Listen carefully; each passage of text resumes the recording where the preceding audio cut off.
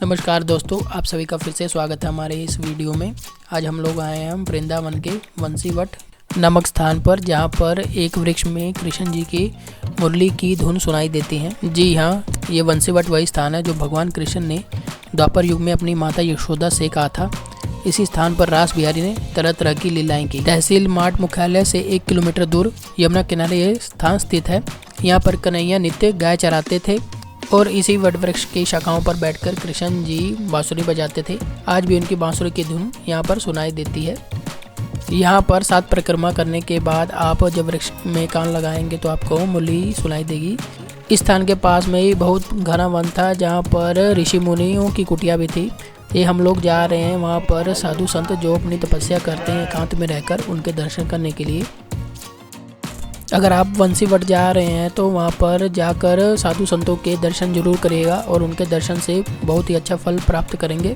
अगर आप वहाँ जा रहे हैं तो उनके लिए कोई खाने की वस्तु जरूर ले जाएं, या फिर आप उनकी सेवा धन और तन से जरूर कर सकते हैं। एक कुटिया के बाद हम लोग चल जाते हैं दूसरे महर्षि जी के दर्शन करने के लिए।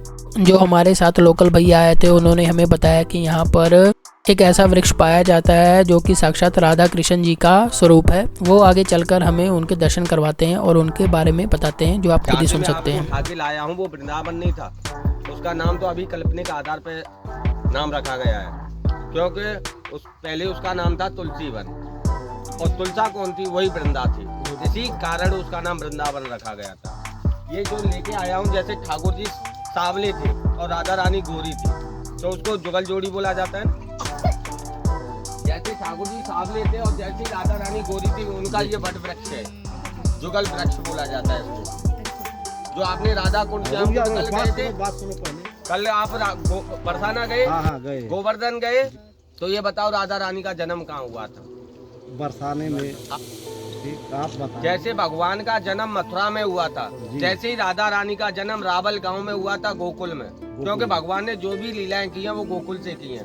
पूतना को मारा, कासुर बकासुर को मारा तो गोकुल में मारा, वृंदावन में महाराज किया, कालिया मर्दन किया, गोपिकाओं का वस्त्र चुराया तो गोकुल जाके वृंदावन में किया, गोवर्धन पर्वत उठाया तो गोकुल से जाके उठाया। तो नंद बाबा घबरा गए थे कि मेरे लाला के लिए खतरा बढ़ता जा रहा है, इसलिए वो नंदगांव लेके गए थे, क्योंकि जो नंद महल है वो भोले बाबा का पर्वत है। उसमें श्राप लगा हुआ था, जो भी कंस कान्हा को मारने भेजेगा वो पत्थर का हो जाएगा।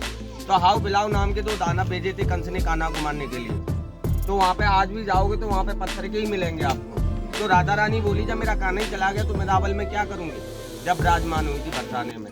जैसे ठाकुर जी का जन्म मथुरा में हुआ, कन्हैया से कोई ये तो कहता नहीं तू मथुरा वाला है, सब नंदलाला बोलते हैं ना उससे। ऐसे ही राधा रानी को बरसाने वाली कहा जाता है, क्योंकि राधा रानी ने कीर्ति मैया के कोख से जन्म नहीं लिया था, कमल के फूल से प्रकट हुई थी।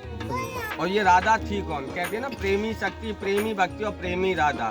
जैसे आपके बच्चों की शादी हो, अच्छी बहू आए, पड़ोसिन से बोलोगी मेरी तो बहू लक्ष्मी आ गई, और पड़ोसिन की थोड़ी लड़ने झगड़ने वाली होगी तो उसको और चिढ़ानी पहुंच जाएगी। जो प्रेम भावना वाली है उसको हम राधा बोलते हैं, और जो लड़ने झगड़ने वाली है उसको कंस के कुल की बोलते हैं, क्योंकि उसने कभी प्रेम करना सीखा ही नहीं, जो आप हमसे प्रेम करोगे। हमारा तो ये उद्देश्य यहाँ, हमारा ब्रज भूमि किस कारण है? प्रेम भाव का भूखा है। आप हमसे 2 बातें मीठी कर दो, घुमाने का तो हम 4 एक्स्ट्रा और घुमा देंगे आपको। बोलो जुगल जोड़ी सरकार की जय। जैसे ठाकुर जी राधा रानी जैसे ऐसे लिपटी हुई थी ना, कान्हा से ऐसे पैर, इधर आइए।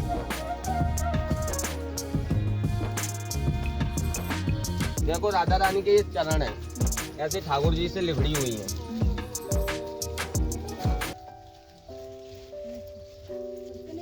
इसकी आप 4 परिक्रमा लगाओ। परिक्रमा करने के बाद हम लोग वहाँ पास की कुटिया में एक साधु महाराज जी कृष्ण जी की भक्ति करते हैं, उन्हीं के दर्शन करने के लिए निकल गए। ये आप देख सकते हैं कि हम उनकी कुटिया में पहुँच गए। ये स्थान देखकर आपको ऐसा महसूस होगा कि जैसे कि आप फिर से सतयुग में पहुँच गए हैं। ये आप उनके दर्शन कर सकते हैं।